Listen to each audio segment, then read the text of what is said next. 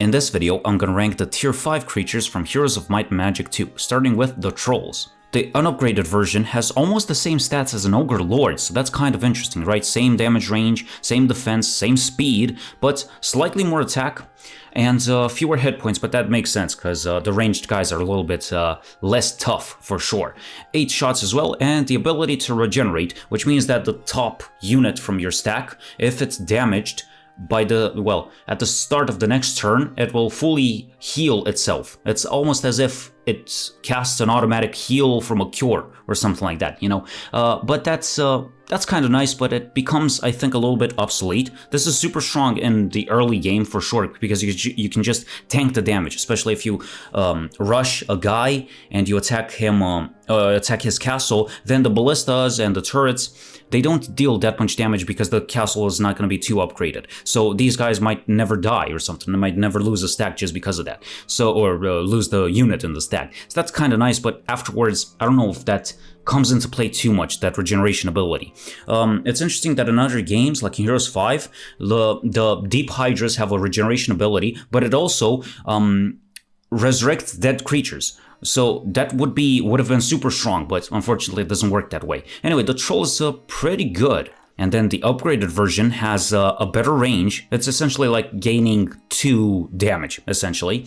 And then the speed is fast, and the shots are 16 now. So that's kind of interesting. Definitely the War Troll is way stronger. And the speed fast, that's a little bit interesting because, you know, at this point, you would have expected that at least they should have had like very fast speed, right? Especially for an upgrade, but unfortunately, no. It doesn't really shoot first necessarily. Anyway, the Trolls are pretty strong, I would say. So let's say the normal Troll, she would probably be at an A, probably, and the War Troll, I would give it actually an S because it's super strong. And also, we need to consider the context as well, because, you know, most of the time, obviously, barbarians would use Trolls. So barbarians have a lot of attack, which means that they could potentially deal even bonus damage as well. So they hit hard anyway, but even with that extra attack from the hero, they will deal significant bonus damage. That's kind of interesting. Oh, also, dude, is it just me or are the Trolls actually female? I'm not so sure about this, but I've always thought so, but I don't know. Let me know in the comments anyway. Then we have the Sorceresses. Here we have the Unicorn with 10 attack, 9 defense, and 7 to 14 damage range. That's the biggest one we've seen so far, so that's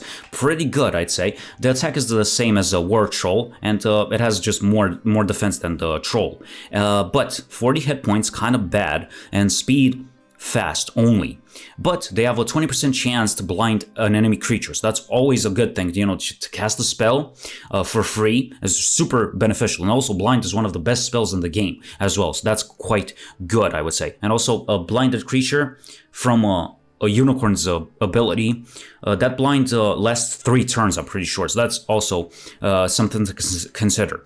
But the biggest issue that I find with the Unicorns is that they are not tough at all in terms of hit points. Like, yeah, the 9 defense is kind of good and whatever, combined with some artifacts and stuff like that, they might be able to tank some damage somewhat if they fight melee creatures and stuff like that, but they're very vulnerable to spells. That's the biggest issue, because it's very tough to maintain a sizable stack of unicorns if somebody is rushing you or if they are attacking you relentlessly. Like in that the Roland campaign, if I use sorceresses, man, like I almost never have unicorns because if Warlock attacks me, they just lightning bolt like 2 times and my unicorns are gone.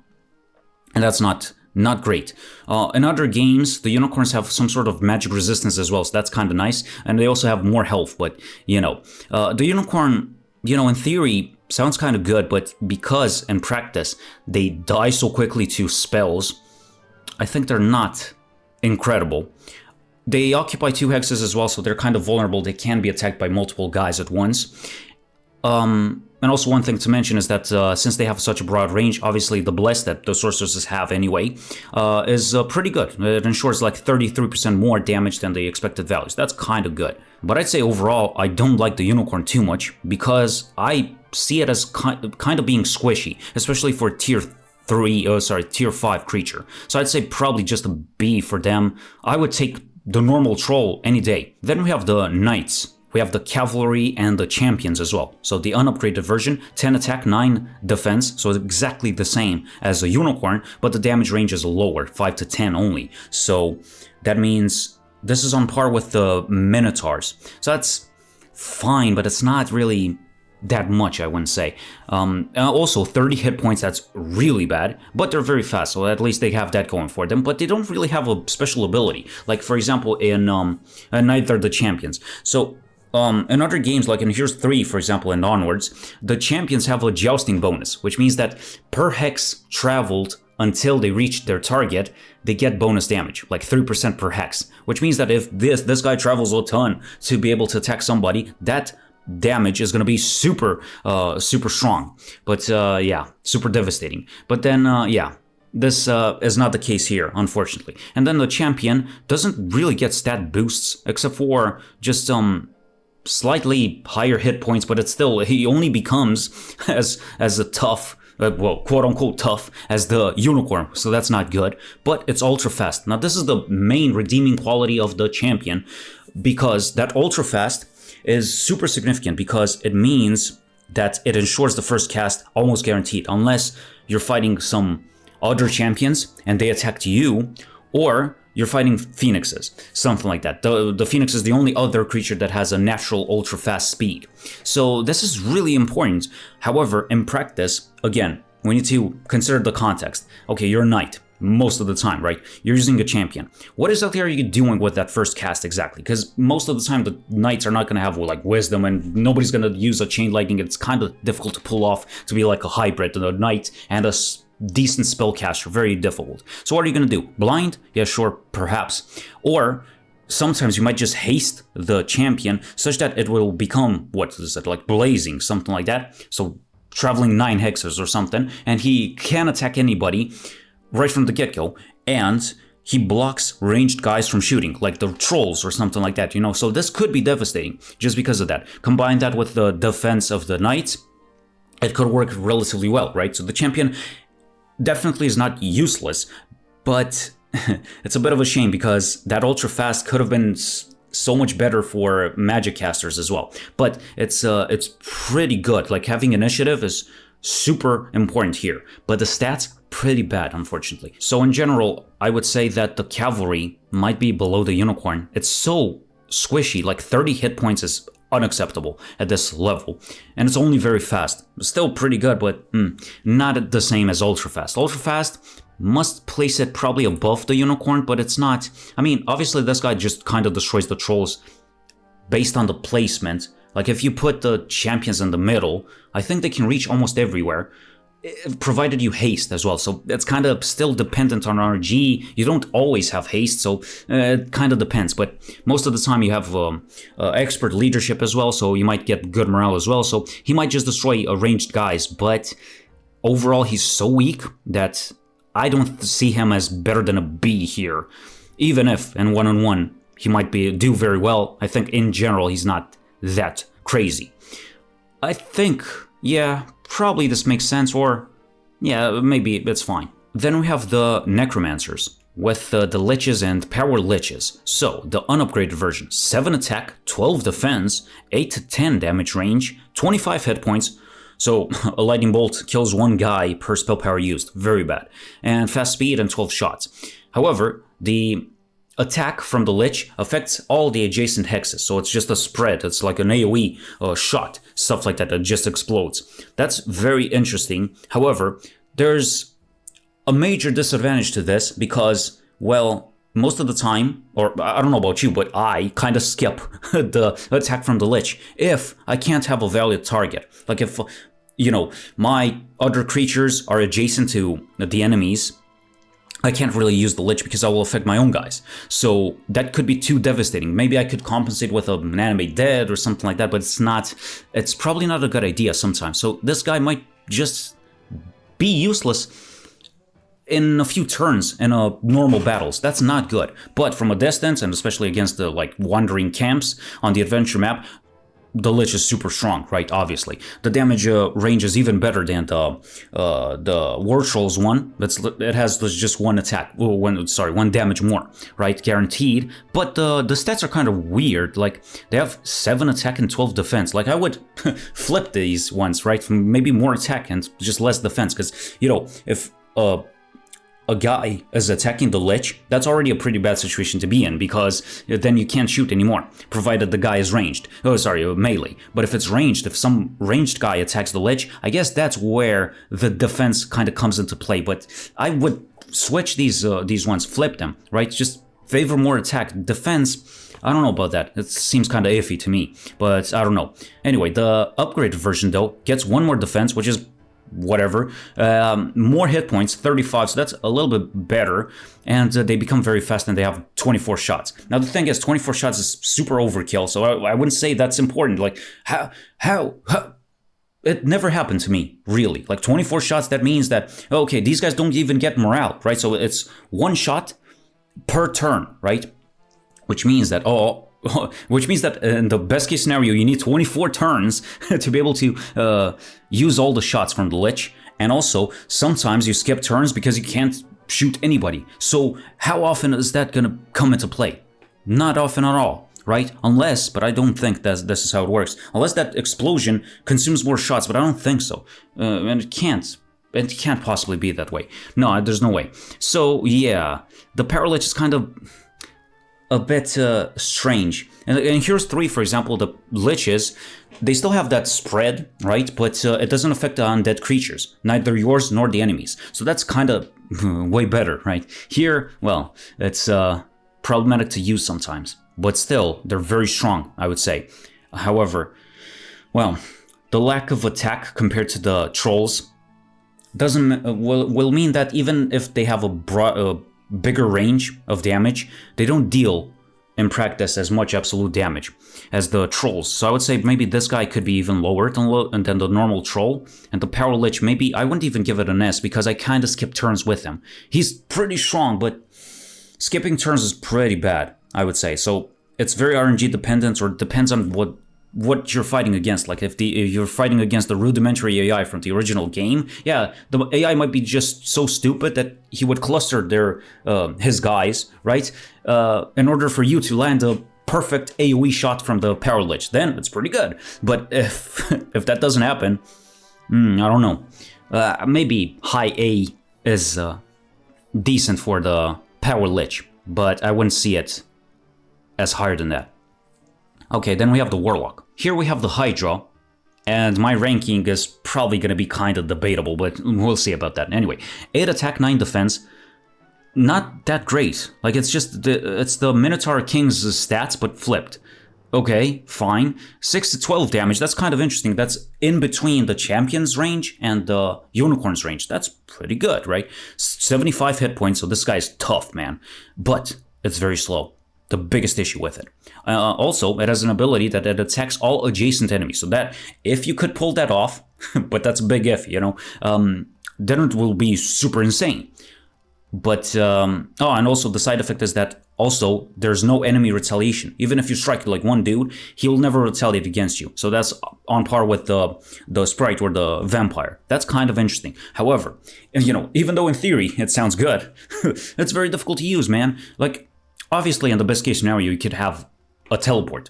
But how often does that happen? It's not a guarantee. How often do you have a teleport? I don't know. But still, it's quite a big investment in a sense. Like, you need the Mage Guild level 3. You need to invest all those resources to get that, right? Which could slow you down from getting dragons or something like that, right?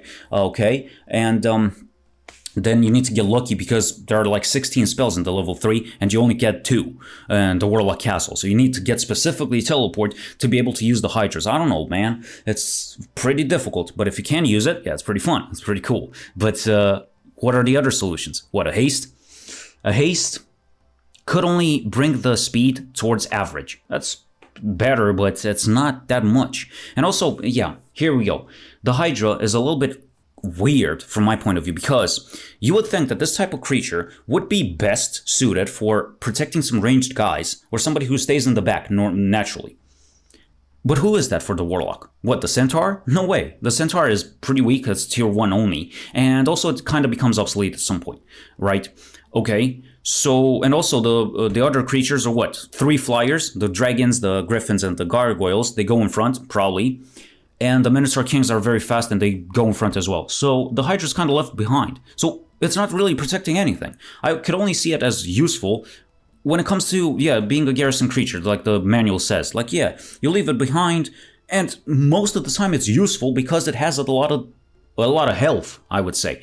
But very rarely do I actually get to attack multiple guys with the Hydra, unless the AI fumbles super hard.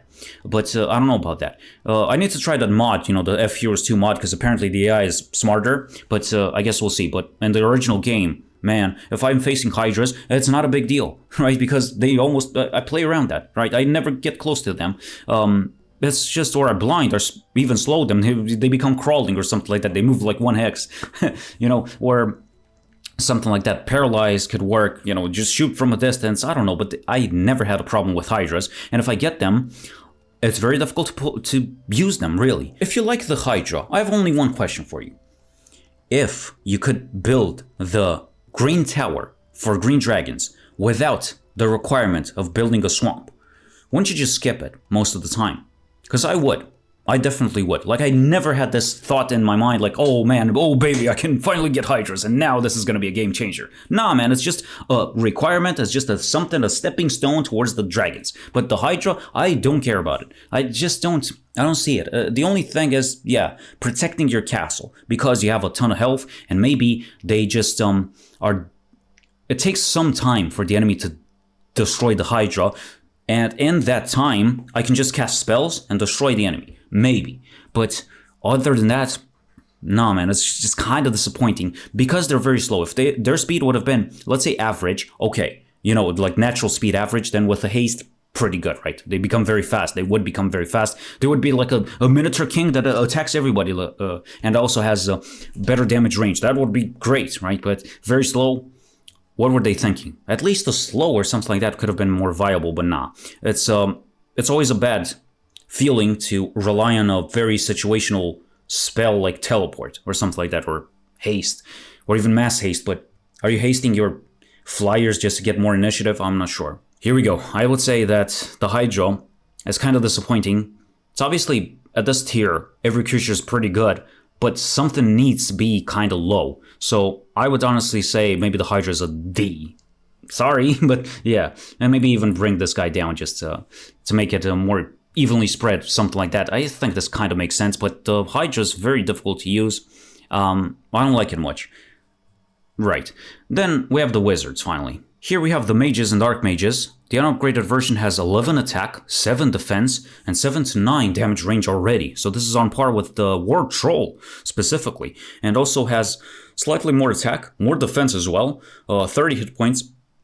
Kind of bad though. And the speed is fast, 12 shots. And also there's no penalty for attacking adjacent units. Mage is pretty good, I would say, right? Even as an unupgraded version, it hits pretty hard. Also, the Archmage gets a little bit of stat increases, like 1 attack, 1 defense. Slightly more hit points, but this is not that much. And it becomes very fast. This is pretty significant. And also gets 24 shots, but that's 24. I mean, what are we talking about, right? It's the same consideration as the Power Lich. Like, what type of battle are you fighting that the Archmages will shoot so much, right? You can get good morale, I guess, to consume these faster, but 24 shots feels like it's way too much. Anyway, and they have a 20% chance to dispel a beneficial spell on the target. That could be nice, if you can dispel a haste, a bless, even bloodlust, or I don't know, situationally a Dragon Slayer, but even that's kind of ridiculous. That could be nice, but it's not that ridiculous of an effect, right? It's not like the 20% chance to blind or to curse or something like that, but it's still nice, a nice addition. But I don't think this, if the upgrade would only add this, I wouldn't even go for it. I wouldn't think so, because it's not that much. Like 1 in 5 shots dispels something, but it's kind of too situational. There are too many conditionals. Like the enemy needs to have some buff on the target of the Archmage specifically, and you need to get lucky as well. I mean, I don't know, it needs to, yeah, no, whatever. Anyway, It's kind of interesting that there's no actual spell that does this, right? There's no like a reverse cure or something like that, to dispel only beneficial spells from the enemies. There's no such thing, but it would have been interesting if we could have cast that with our guys, but our heroes. But anyway, the mages are pretty strong, I would say. However, the thing is, again, the context here. Obviously, the trolls, because barbarians control them more often than not, they will have a ton of attack. So even though they have like 10 attack as natural attack, because of the barbarian hero, these guys will have a lot of attack, right? As opposed to the mage, the archmage has like 12 attack, so 2 more than the trolls one, but obviously a barbarian would have way more attack than a wizard, I would say. So, this could be kind of interesting. So the normal mage, I'd say probably still better than the normal troll, but probably not stronger than the power lich. Even though this guy has like the reverse stats, like he has only 7 attack or something like that and 12 defense, if I remember correctly, and the damage range is a bit higher, but but it also spreads. It's kind of, the power lich is kind of good, I would say, even if you skip some turns. Normal mage, pretty nice, kind of squishy though, unfortunately, but the archmage with slightly more attack and whatever, that's kind of the same thing, isn't it? And just more. Yeah, it's very fast, it shoots first. Yeah, maybe that's the consideration. Maybe because it shoots first, and a one-on-one, the Archmage might just destroy the troll, because it shoots first, right? If everything else is kind of equal, or something like that. But this guy will deal a ton of bonus damage because of that Barbarian's attack, I would say. But even though, as I said, it's needlessly complicated at this point, because obviously you have artifacts, you have the map layout, right? You might just find mercenary camps or stuff like that, or it's just, there are so many things to consider, so many even spells to consider. It's kind of, at some point, it's kind of nonsensical. But I would say that in general, potentially, the Archmage is still better than the War Troll. It deals a significant amount of damage, this guy, and yeah. And it's very fast. That's the thing that probably makes him so much, slightly better than the War Troll, but still, these guys pretty much S. Everybody else, even the normal mage, let me see it again, man. It's only fast, that's the biggest issue. The stat increases are not that ridiculous, but being only fast, that's actually a bit tough because of that initiative. I'd say this guy skips turns. You know what, maybe the Power Lich is actually very good because it's very fast, right? That's kind of interesting. Maybe, you know what, I'm gonna bump this guy up, just maybe order them in terms of mostly initiative, potentially, right? Let's just say, something like this, maybe, even though the mage only being fast is not that much of an issue. Maybe even the normal mage being kind of an S- or A+. Let's say A+, just because of that. Lower initiative, but maybe something like this. I hope this makes sense. Also, subscribe to the channel, and join me next time for the tier 6 creatures as well. And also the neutrals, I know people have mentioned it, but the thing is, I don't know what neutrals are supposed to be. Like, check out the manual, for example. In the manual, you have these neutrals as well, but the thing is, it doesn't really make that much sense. Like, I would say, yeah, okay, the rogue being tier 1, that makes sense. Nomad tier 2, sure, but the ghost at tier 3 kind of seems impossible. I don't think so. And then the genie, and then the Medusa, like, and the elementals being the 6th tier seems kind of nonsensical. So I'm not sure how to rank these guys or where to put them. Maybe they don't fit too well, but I don't know. We might do this as a bonus in the next video as well, but I'm not sure. Obviously, just right from the get-go, I could say that obviously the ghost, clear S, better than anything else. Genie, S- a little bit. Medusa, high A. Everybody, anything else is whatever, I would say. Like the elementals, it depends. Maybe that's kind of an expansion thing to higher elementals, but whatever. I think we'll see about this later. Anyway, thank you for watching. Join me next time.